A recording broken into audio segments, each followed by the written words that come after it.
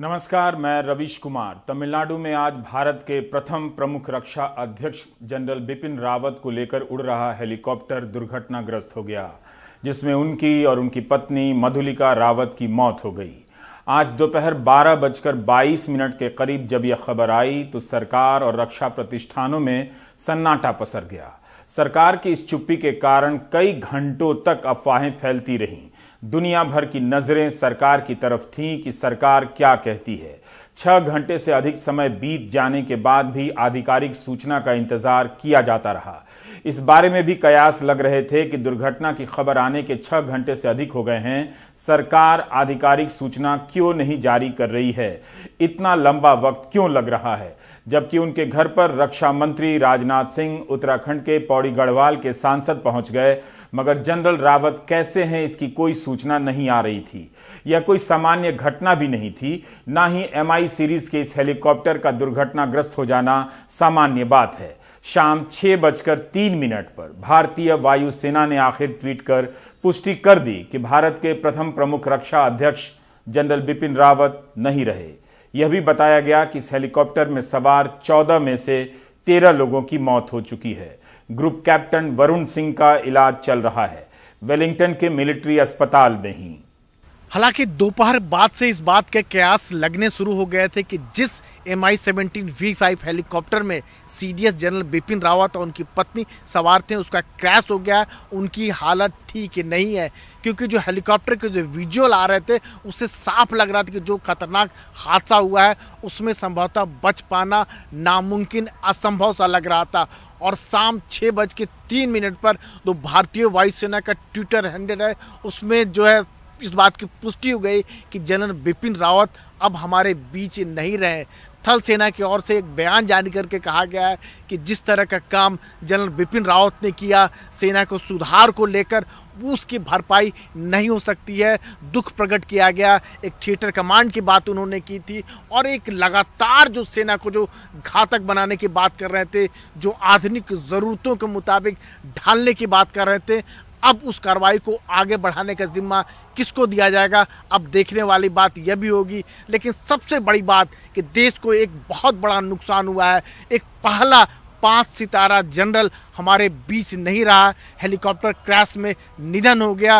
वो helicopter crash में कि जिसको माना यह जाता है कि अपनी कैटेगरी का सबसे बेहतरीन हेलीकॉप्टर है। संभवतः वहाँ मौसम खराब हुआ, धुंध हुआ और उसके बाद हेलीकॉप्टर क्रैश हो गया। हालांकि उनको अस्पताल लेकर जाया गया, लेकिन उनको बचाया नहीं जा सका। दर्शकों के लिए भी यह समझना जरूरी है कि आज पूरे दिन क्या हुआ। हम लगातार खबरों के क्रम को आगे पीछे करते रहे, बदलते रहे और आधिकारिक सूचना का इंतजार करते रहे। हम चाहते हैं कि आप भी इस खबर को उसी क्रम में देखें। सुलूर एयरबेस भारतीय वायुसेना का महत्वपूर्ण एयरबेस माना जाता है। सुलूर कोयंबटूर में है। यहीं से जनरल रावत सहित 14 लोगों को लेकर MI-17 V5 हेलीकॉप्टर उड़ा था, जिसे वेलिंगटन स्थित डिफेंस सर्विसेज स्टाफ कॉलेज पहुंचना था, जहां उनका भाषण होना था। ऊटी में यह कॉलेज है।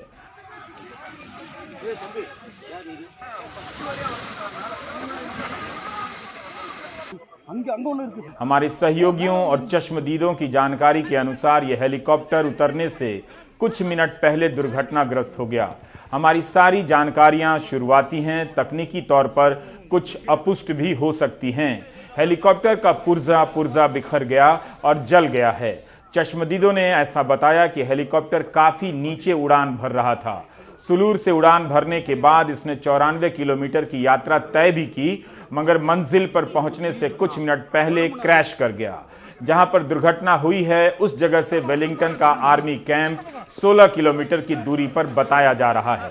जहां यह घटना हुई है उसका नाम नानचापा चथारम है, कटेरी इलाका है। हमारे सहयोगी विष्णु सोम ने बताया कि तस्वीरों को देखकर लगता है कि ढलान पर दुर्घटना हुई है। कारणों का पता black box, digital flight data recorder या कॉकपिट वॉइस रिकॉर्डर से ही पता चलेगा। मौसम और अन्य कारणों की क्या भूमिका होगी, यह सब जांच के बाद ही पता चल सकेगा। MI-17 V5 हेलीकॉप्टर में 14 लोग सवार थे, जिसमें से 5 क्रू मेंबर थे। यह हेलीकॉप्टर भारतीय वायुसेना का था, दुर्घटना के कुछ ही देर बाद खबरें आने लगी कि 5 लोगों की मौत हो चुकी है। फिर उनकी पहचान नहीं बताई गई। कुछ के अस्पताल ले जाने की भी सूचनाएं आई, मगर कई घंटे बीत जाने तक जनरल रावत के बारे में कोई सूचना जारी नहीं हो सकी। इस हेलीकॉप्टर में जनरल रावत के साथ brigadier LS Lidder, lieutenant colonel Harjinder Singh भी सवार थे। जनरल रावत की पत्नी मधुलिका रावत और रक्षा कमांडो भी थे। रक्षा सहायक भी थे नायक गुरसेवक सिंह, नायक जितेंद्र कुमार, नायक विवेक कुमार, B साई तेजा, हवलदार सतपाल के अलावा 5 क्रू मेंबर भी थे। दुर्घटना के वक्त रक्षा मंत्री राजनाथ सिंह प्रधानमंत्री के साथ कैबिनेट की बैठक में शामिल थे। कैबिनेट की यह बैठक संसद भवन में चल रही थी। खबर आई कि रक्षा मंत्री कैबिनेट की बैठक छोड़कर रक्षा मंत्रालय की तरफ रवाना हो गए हैं और हालात पर नजर रखने लगे हैं। जानकारियां लेनी उन्होंने शुरू कर दी है। रक्षा मंत्री संसद में भी बयान दे सकते हैं। जैसे रक्षा मंत्री चीफ ऑफ डिफेंस स्टाफ प्रथम रक्षा अध्यक्ष जनरल बिपिन रावत के घर पहुंचे, यह समझा जाने लगा कि अब कोई घोषणा हो जाएगी। संदेह अब आधिकारिक पुष्टि में बदल जाएगी। लेकिन रक्षा मंत्री कामराज मार्ग स्थित जनरल रावत के घर ज्यादा देर नहीं रुके, वापस संसद की तरफ रवाना हो गए। उनके जाने के बाद खबर आई कि उत्तराखंड से सांसद तीरथ सिंह रावत और अजय टम्टा भी जनरल रावत के घर पहुंच गए हैं। तब जनरल रावत की स्थिति को लेकर संदेह और गहराने लगा। यहां उनके रिश्तेदार भी पहुंचने लगे। दोपहर के वक्त ही खबर आ गई थी कि भारतीय वायुसेना के प्रमुख एयर मार्शल विवेक राम चौधरी घटनास्थल की तरफ रवाना हो रहे हैं। भारतीय सेना के तीनों अंगों के प्रमुख का हेलीकॉप्टर दुर्घटनाग्रस्त हुआ है, यह कोई सामान्य खबर नहीं थी। इसलिए सूचना प्रसारण मंत्री ने भी कह दिया कि संबंधित मंत्रालय ही जानकारी देगा। सर, आज कैबिनेट की बैठक हुई, जिस तरह से कुन्नूर में जो हेलीकॉप्टर दुर्घटना हुआ है उस पर क्या कुछ चर्चा हुई सर, इसके बारे में जानकारी देंगे? देखिए, जो दुर्घटना हुई उस पर पूरी जानकारी संबंधित मंत्रालय उचित समय पर आप तक पहुंचाएगा। इस तरह से दिन के 4:15 बज गए। जनरल बिपिन रावत कैसे हैं, किस हाल में हैं, कोई पुष्ट जानकारी नहीं आ सकी। हमारे सहयोगी अरविंद ने बताया कि उन्हें बताया गया है कि जनरल रावत को वेलिंगटन अस्पताल ले जाया गया है। उन्हें काफी बर्न इंजरी हुई है, यानी गंभीर रूप से जल गए हैं। What earlier our sources said that at least 4 people who were on board were rescued and were taken to the nearby Wellington hospital, that is the army hospital, for further treatment. And what we are being told is that even out of all those 4 who were taken for treatment, they were with severe burn injuries. So what we are now hearing is that not all 4 were actually in good shape for medical treatment also. So some bad news on that particular front. Again, we are not able to officially confirm regarding how many people how many people died in this particular crash, because the government is also very careful in spelling out the information on this particular aspect. General Bipin Rawat के साथ उनकी पत्नी मधुलिका रावत भी थीं। Madhulika Rawat Indian cancer society के लिए काम करती हैं और लंबे समय से इस काम से वे जुड़ी रही हैं। इस बीच तमिलनाडु के वन मंत्री घटनास्थल पर पहुंच चुके थे और उन्होंने बयान दिया कि मुख्यमंत्री M.K. स्टालिन भी मौके पर पहुंच रहे हैं। उस वक्त वन मंत्री ने भी कह दिया कि 5 लोगों की मौत हो चुकी है, लेकिन पहचान नहीं बताई गई। मुख्यमंत्री स्टालिन ने ट्वीट किया कि वे इस खबर से सदमे में हैं और आहत हैं कि जनरल रावत का हेलीकॉप्टर दुर्घटनाग्रस्त हो गया है। उन्होंने लिखा है कि मैंने स्थानीय प्रशासन को निर्देश दे दिया है कि बचाव कार्य में हर तरह की मदद पहुंचाएं और मैं खुद भी घटनास्थल की तरफ रवाना हो रहा हूं। राहुल गांधी ने भी दोपहर के वक्त ट्वीट कर जनरल रावत की खैरियत की प्रार्थना की। 6 साल पहले 2015 में नागालैंड के दीमापुर में भी एक हेलीकॉप्टर हादसे में जनरल रावत बाल बाल बच गए थे। तब वे भारतीय सेना में लेफ्टिनेंट जनरल के पद पर थे। उस समय चीता हेलीकॉप्टर पर सवार थे और वो हेलीकॉप्टर ज्यादा ऊंचा नहीं गया था, 20 फुट ऊपर ही गया था कि क्रैश हुआ था। उसमें सवार लोगों को मामूली चोटें आई थीं। इस तरह से अब 4:43 हो चुके थे। तमिलनाडु से हमारे सहयोगी सैम डैनियल ने खबर दे दी कि हेलीकॉप्टर में सवार 14 में से 13 लोगों की मौत हो चुकी है। सैम को यह जानकारी नीलगिरी के कलेक्टर ने दी थी।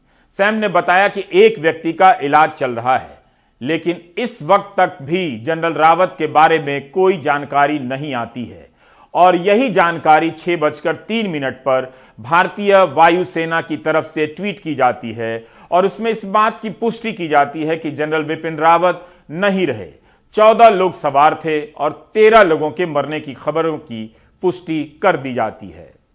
दोपहर बाद से जब से ये खबर आई तब से इस बात की हलचल बढ़ गया था कि जनरल बिपिन रावत कैसे हैं, उनके हालात कैसे हैं। चूंकि मामला सीडीएस का था, इसका कोई भी जानकारी नहीं दी जा रही थी। सबसे पहले दोपहर बाद जो है जानकारी मिलती है, वायुसेना के ट्वीट के जरिए जानकारी मिलती है कि MI-17 V5 हेलीकॉप्टर दुर्घटनाग्रस्त हुआ है और उसमें जनरल बिपिन रावत भी सवार थे। उसके बाद जो है पूरा हलचल बढ़ जाता है, कैबिनेट की मीटिंग होती है, जो है रक्षा मंत्री जो है प्रधानमंत्री को बाकायदा ब्रीफ करते हैं। उसके बाद रक्षा मंत्री जो है जनरल बिपिन रावत के घर जाते हैं और अंत में जाके बाद में शाम होते होते जो वायुसेना का ऑफिशियल ट्विटर हैंडल है उसमें बाकायदा अनाउंसमेंट किया जाता है कि एक बहुत दुख की बात है कि हमारे बीच जनरल बिपिन रावत नहीं रहे। एक ऐसा नुकसान हुआ है देश की जिसकी भरपाई होना बहुत मुश्किल है। 5:15 बजते बजते खबर आने लगती है कि प्रधानमंत्री नरेंद्र मोदी ने 6:30 बजे सुरक्षा मामलों की कैबिनेट कमेटी की बैठक बुलाई है। इस समय तक साफ होने लगता है कि जनरल रावत के बारे में आज ही घोषणा की जाएगी और 6:03 पर भारतीय वायुसेना की तरफ से यह ट्वीट आता है कि हेलीकॉप्टर दुर्घटना में जनरल बिपिन रावत की मौत हो चुकी है।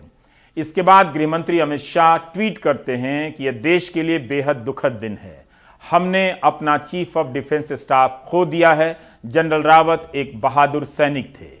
इसके बाद कांग्रेस नेता राहुल गांधी ट्वीट करते हैं कि भारत एकजुट होकर इस त्रासदी के साथ है, परिवार के दुखों के साथ है। हमारे सहयोगी परिमल कुमार कामराज स्थित जनरल रावत के सरकारी आवास पर मौजूद थे। परिवार के लिए बहुत मुश्किल घड़ी है क्योंकि परिवार इस हादसे के बाद से यहाँ पर लोगों का आने का सिलसिला है। सिर्फ राजनाथ सिंह ही नहीं, तीरथ सिंह रावत ही नहीं, आर्मी चीफ ही नहीं या अजय टामटा ही नहीं, परिवार के और भी जानकार और रिश्तेदार जितने लोग थे वो लगातार यहाँ पे पहुँच रहे हैं। कई लोग आंसू पोंछते हुए घर से बाहर निकले और अभी भी आप यहाँ पे देखिए कि कुछ लोग घर के सामने में दिखेंगे। परिवार के लिए एक संकट की घड़ी है। परिवार में कौन मौजूद है घर में इसके बारे में जानकारी नहीं है, लेकिन लोग आ रहे हैं, मिल रहे हैं, फिर बाहर निकल रहे हैं। तो ये सिलसिला यहाँ पर लगातार जारी है। पहले मीडिया कर्मी जो थे, हमारे जैसे लोग, वो बिल्कुल घर के बाहर में खड़े थे, जो दूसरी तरफ आप देख रही होंगी जहाँ पे बैरिकेडिंग कर दिया गया है। लेकिन मूवमेंट यहाँ पे बहुत ज्यादा है। तो आप इस तरीके से एक एरिया में हम लोग सिमट गए हैं, दूसरी तरफ, घर के दूसरी तरफ, और वहाँ पे गाड़ियों की आवाजाही के लिए जगह छोड़ा गया है, जिसमें लगातार पूछताछ के बाद जो लोग अंदर दाखिल हो रहे हैं उनको जाने की इजाजत दी जा रही है। 31 दिसंबर 2019 को जनरल बिपिन रावत भारत के पहले प्रमुख रक्षा अध्यक्ष बने, चीफ ऑफ डिफेंस स्टाफ। इसके पहले वे 3 साल तक भारतीय सेना के प्रमुख के पद पर रह चुके थे। रक्षा मंत्रालय में सैनिक मामलों से जुड़े सभी मामले प्रमुख रक्षा अध्यक्ष के पास ही आते हैं। रक्षा मंत्री के प्रमुख रक्षा सलाहकार माने जाते हैं। न्यूक्लियर कमांड अथॉरिटी के भी रक्षा सलाहकार की भूमिका निभाते हैं। इस पद की कई अहम जिम्मेदारियां हैं जिसकी जरूरत लंबे समय से भारत में भी महसूस की जा रही थी। रावत साहब जो है बहुत ही एक भारतीय फौज के पहुंचे हुए अफसर थे। उन्होंने भारत के स्थल सेना का अध्यक्षता किया था और उसके बाद प्रधानमंत्री मोदी ने खास उनको चुन के उनको आइडेंटिफाई करके उन्होंने अपॉइंट किया था उनको इंडिया के सबसे पहले चीफ ऑफ डिफेंस स्टाफ के पद पे, और एक बहुत भारी जिम्मेदारी उन्होंने उनको दिया था। वो था भारत का जो इस वक्त हायर डिफेंस मैनेजमेंट की रीऑर्गेनाइजेशन, जो कि कारगिल युद्ध से यानी कि 1999 से उसकी बात चल रही थी, परंतु 20 साल कुछ हो नहीं पाया। और ये शायद उनकी खूबी का एक प्रतिबिंब है कि प्रधानमंत्री ने रावत साहब को चुन के चीफ ऑफ डिफेंस स्टाफ का जिम्मेदारी उन्होंने सौंपा था। वैसे जनरल रावत पीएचडी भी थे। उन्होंने मेरठ की चौधरी चरण सिंह यूनिवर्सिटी से मिलिट्री मीडिया स्ट्रेटेजिक स्टडीज में पीएचडी की उपाधि प्राप्त की थी।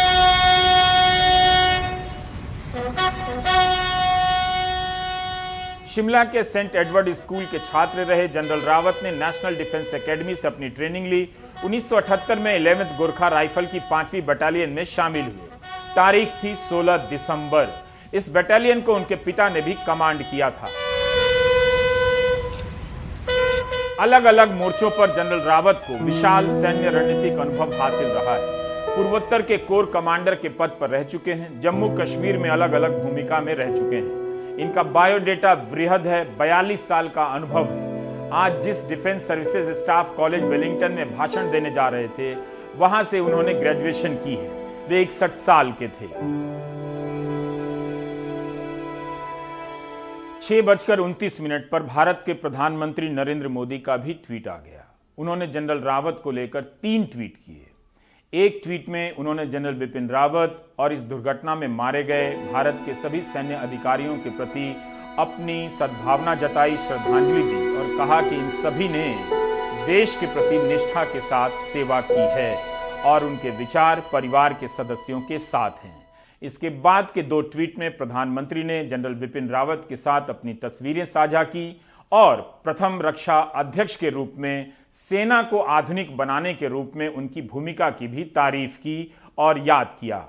इसी के साथ भारत के राष्ट्रपति रामनाथ कोविंद ने भी अपने ट्वीट के जरिए इस घटना के प्रति दुख जताया और जनरल रावत को याद किया। हमारे सहयोगी विष्णु सोम ने बताया कि 1963 का हेलीकॉप्टर क्रैश इससे भी बड़ा था, भयानक था। उस हेलीकॉप्टर में सेना और वायुसेना के 11 बड़े अधिकारी सवार थे और यह दुर्घटना जम्मू कश्मीर के पुंछ इलाके में हुई थी और क्रैश होने वाला हेलीकॉप्टर चेतक था। Lieutenant general Daulat Singh, general officer commanding in chief western command, air vice marshal W Pinto भी थे, ईडब्ल्यू पिंटो। 1963 की बात है, 1963, जबकि एक बहुत ही बुरा दुर्घटना हुआ था हेलीकॉप्टर क्रैश का, जिसमें जहां तक मुझे याद है 2 3 स्टार ऑफिसर थे, यानी कि जो वेस्टर्न आर्मी के general officer commanding in chief lieutenant general Daulat Singh ji थे, उनके कोर कमांडर एक लेफ्टिनेंट जनरल बिक्रम सिंह और साथ साथ भारतीय वायुसेना के जो वेस्टर्न एयर कमांड का उस जमाने में जो air officer commanding in chief वो 2 स्टार रैंक के एयर वाइस मार्शल होते थे, पिंटो साहब, और जहां तक मुझे याद आ रहा है डिव कमांडर साहब भी थे उसी हेलीकॉप्टर में, मेजर जनरल नानावती, और वेस्टर्न आर्मी कमांडर और वेस्टर्न एयरफोर्स कमांडर दोनों मिलके कुछ एक ऑपरेशनल इंस्पेक्शन पे वो जा रहे थे। और इत्तेफाक की बात है कि ये सारे अफसर जो हैं एक ही हेलीकॉप्टर में एम्बार्क हुए थे और ये दुर्घटना की वजह से क्रैश हो गया था। तो भारत के लिए एक बहुत बड़ा हादसा था। जब समीक्षा हुआ था, पॉलिसी को बदलाव किया था, जहां तक मुझे याद आ रहा है सरकार ने कहा कि उस घटना के बाद, दुर्घटना के बाद 2 सीनियर अफसर एक हेलीकॉप्टर में एम्बार्क नहीं कर सकते हैं खास ऑपरेशनल असाइनमेंट के लिए। तो ये बहुत दुख की बात है कि 1963 में ये ट्रेजेडी हुआ था और ये शायद भारत का इस लेवल का पहला ट्रेजेडी था। MI-17 V5 सीरीज का हेलीकॉप्टर भरोसेमंद माना जाता है और भारतीय वायुसेना में यह बहुत पुराना भी नहीं है। आज इस दुर्घटना के संदर्भ में NDTV पर जितने भी पूर्व सैनिक अधिकारी आए, सबने इस हेलीकॉप्टर की तारीफ की, जिसमें प्रमुख रक्षा अध्यक्ष जनरल बिपिन रावत सवार थे। ये फर्स्ट ऑफ ऑल एक Mi-17 V5 मॉडल का एयरक्राफ्ट है जो रशिया से हमने इंपोर्ट किया है। 1972 में ये हेलीकॉप्टर्स हमने वहां से लिए थे। सो ये सर्विस में काफी सालों से है। दूसरा, ये हेलीकॉप्टर यूज होते हैं सर्वेलेंस के लिए, रिकॉनेसेंस के लिए और मूवमेंट ऑफ सीनियर ऑफिसर्स। दूसरे टाइप के जो हेलीकॉप्टर्स है वो हमारे पास अटैक हेप्टर्स है। अच्छा, उसमें इसको मिसाइल तक हम उसमें फायर कर सकते हैं, उसमें उसको मशीन गन्स लगती हैं और वो जब हमारे टैंक्स ऑपरेट करते हैं आर्मर्ड एनवायरनमेंट में भी हम उसकी मदद लेते हैं। इस हेलीकॉप्टर को भारत के लिए भी खास तौर से डिजाइन किया गया है। भारत में इसका इस्तेमाल बहुत होता है। भारत के राष्ट्रपति और प्रधानमंत्री इस्तेमाल करते हैं। दक्षिण एशियाई देशों में भी यह हेलीकॉप्टर इस्तेमाल में लाया जाता है। 2012 में हमारे डिफेंस एडिटर राजीव रंजन ने एक कार्यक्रम किया था वतन के रखवाले नाम से। इसमें भारतीय वायुसेना, नौसेना और थल सेना के तकनीकी पहलुओं पर कई गंभीर जानकारियां उन्होंने बताई थी। इस कार्यक्रम में राजीव रंजन और कैमरा पर्सन मनोज ठाकुर ने MI सीरीज के इस हेलीकॉप्टर पर बहुत अच्छी रिपोर्ट बनाई।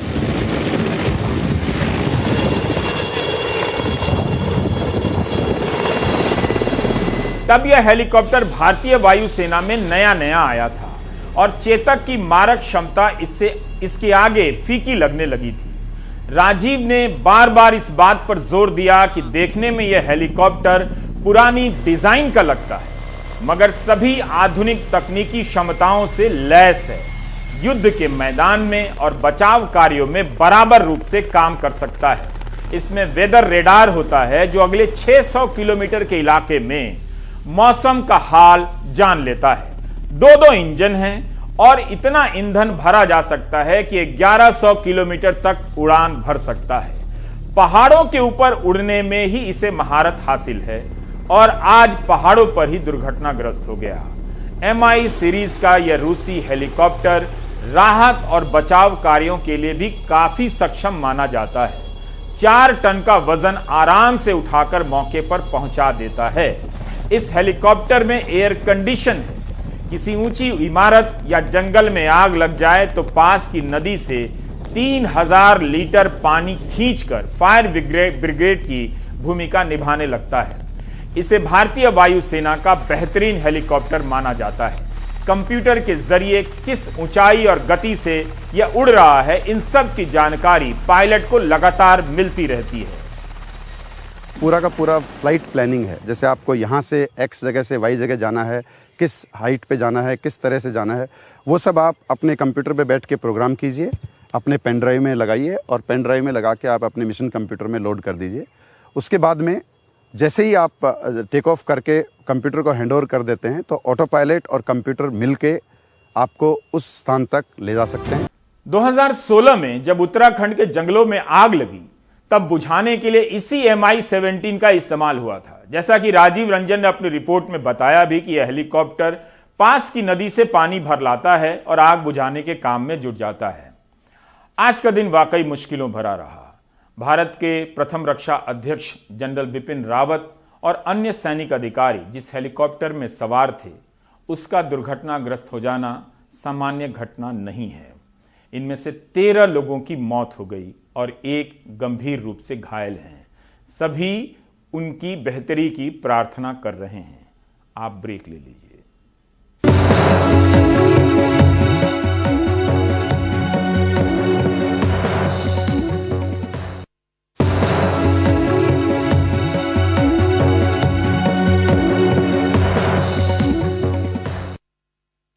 9 नवंबर को दिन के 12 बजे किसान आंदोलन के समाप्त होने का ऐलान हो सकता है, बशर्ते सरकार किसान नेताओं के भेजे प्रस्ताव पर औपचारिक मुहर लगा दे, एक गारंटी की शक्ल दे दे। संयुक्त किसान मोर्चा ने आज दिन भर लंबी बैठक की और बाद में बताया कि सरकार ने उनकी सभी प्रमुख मांगों को मान लिया है। मुकदमे वापस किए जाएंगे, 700 शहीद किसानों को मुआवजा मिलेगा, बिजली बिल पर भी सरकार विचार करेगी और न्यूनतम समर्थन मूल्य को लेकर जो कमेटी बनेगी उसमें संयुक्त किसान मोर्चा के प्रतिनिधि भी होंगे। सिंघू बॉर्डर पर किसान थिरक रहे हैं, मिठाइयां बांटी जा रही हैं, जीत का जश्न भी मनाया जा रहा है।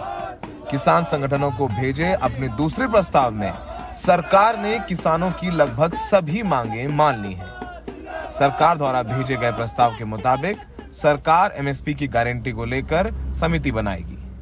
समिति में संयुक्त किसान मोर्चे के सदस्य शामिल होंगे।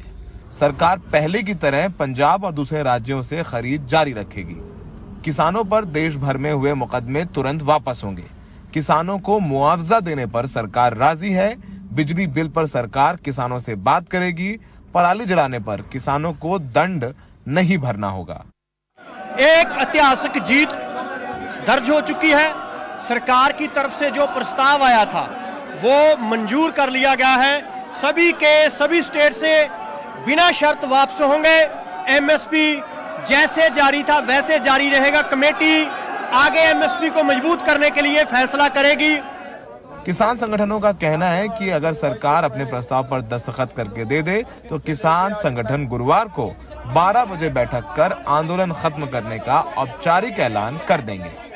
भारत सरकार ने जो रिवाइज प्रपोजल आज हमें भेजा उस पर सभी किसान संगठनों की पूरी सहमति बन गई है और अब केवल एक चीज का इंतजार है कि वो जो अनौपचारिक प्रस्ताव आया था, चूंकि उस पे सहमत है, उस पे मोहर के लेटर हेड पे मिल जाए। कल 12 बजे मीटिंग होगी जिसमें उस पे औपचारिक सहमति बना के इसके निष्कर्ष की घोषणा की जाएगी। किसानों का कहना है कि वो दिल्ली की सीमाओं से जा तो जरूर रहे हैं, लेकिन अपने राज्यों में वो किसानों के मुद्दों पर आंदोलन करते रहेंगे। तो फिलहाल जिनको खालिस्तानी, पाकिस्तानी, चीनी, नक्सली, उपद्रवी, मवाली कहा गया, आज सरकार ने माना है कि वो किसान है। वो 700 किसान जिनकी मौत हुई इस आंदोलन में, सरकार ने माना है कि वो किसान है, वो देशद्रोही नहीं है और सरकार उन्हें मुआवजा देने को तैयार है। तो शायद एक सबसे बड़ा आंदोलन जो लंबे वक्त से चलता रहा, ये खत्म जरूर हो रहा है, लेकिन इस आंदोलन ने दिखाया है कि असल आंदोलन क्या होता है, एकता क्या होती है। और सरकार अगर झुकी है तो समझिए कि हर बात मानी जाती है, पर कहने का सलीका होना चाहिए। सहयोगी मनोज ठाकुर के साथ सिंघू बॉर्डर में मुस्कुराते हुए सरदार किसान मजदूरों के साथ सौरभ शुक्ला, एनडीटीवी इंडिया।